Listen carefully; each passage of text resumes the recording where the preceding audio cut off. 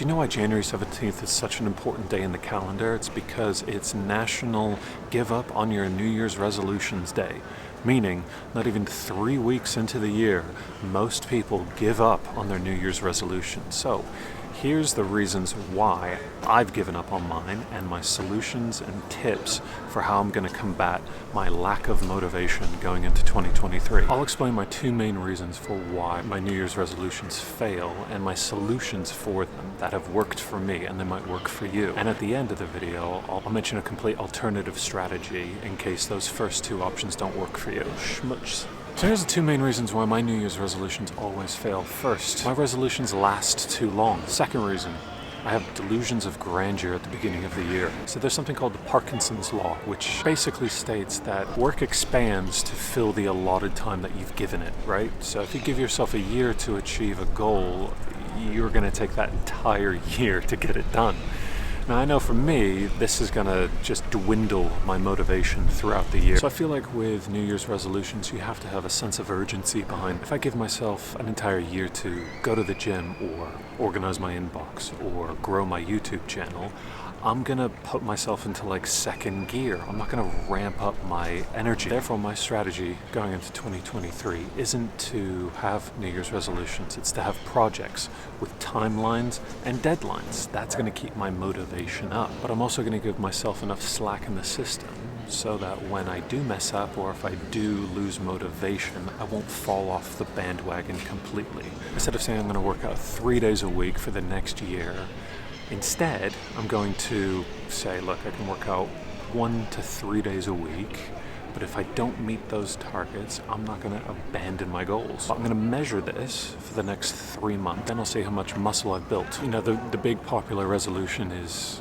to change your diet, and I think for myself, what I'm going to try and do is have 1 cheat day a week, and that is going to hardwire my brain to look forward to that cheat day. And then I'm going to try and stay as disciplined as I can throughout the week. So if I have that carrot on the end of the stick, I think it's going to incentivize me to stick to a dietary plan throughout the week. And then the second reason why I always fail my New Year's resolutions is because I have delusions of grandeur at the beginning of the year. I assume that if my goals are so big, that my motivation is going to ramp up and match them. And I'm always disappointed in myself. That never, ever happens. And too much at the beginning of the year, too many new variables or new changes is going to be a recipe for disaster. So I have this sort of positive feedback loop from social media where I get instant gratification from scrolling through posts, and that triggers a dopamine hit. And the reason I've also failed in the past is because when I don't see an immediate result, from working out or attaining my goals, I drop them off by the wayside. I attribute this sort of short-term attention to long-term goals, and that's another thing I have to avoid in this new year.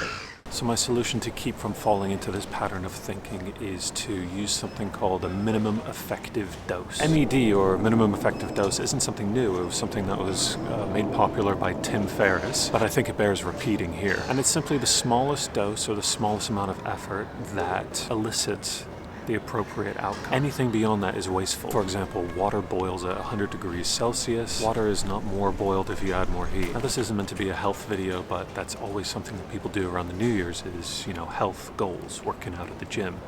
But there's significant scientific data out there that says that any particular muscle group, shoulders, abs, quads, the appropriate amount of time is 80 seconds of tension in said muscle group using a 50-pound weight. That stimulus, just like boiling water, is the optimum temperature almost to grow your muscles. So in this context, 80 seconds is all you need to understand. It's sort of the button to push to get the results. And to take this minimum effective dose idea into my work, I'm going to start using the Pareto principle, which sort of states that when you audit your work, when you audit your day, there's 20% of the activities you do that yield to 80% of the results. And so boiling that down to the essential tasks that elicit the most results is the most important thing that I'm going to do for myself work-wise in the new year. So those are my top 2 reasons on why I've failed in my solutions for it. But here's the bonus. If you'd like to try something completely different and do the inverse, then I'd recommend doing like a past year review. Simply put, a past year review is an exercise that'll probably take you around 30 to 60 minutes. Step 1,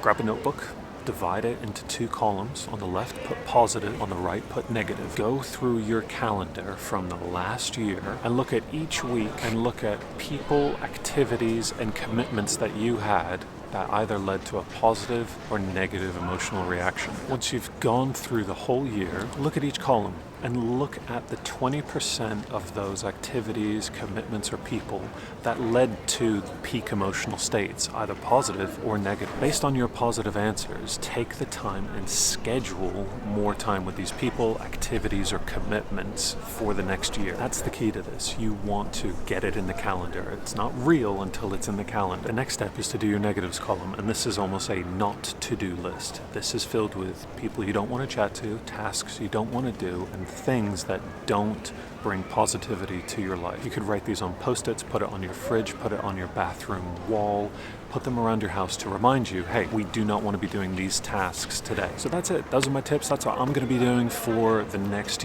year, and I'm going to see how this rolls out in phases throughout 2023. So if you like this, leave a like, leave a comment. I'd love to chat to you guys, and I'll speak to you soon.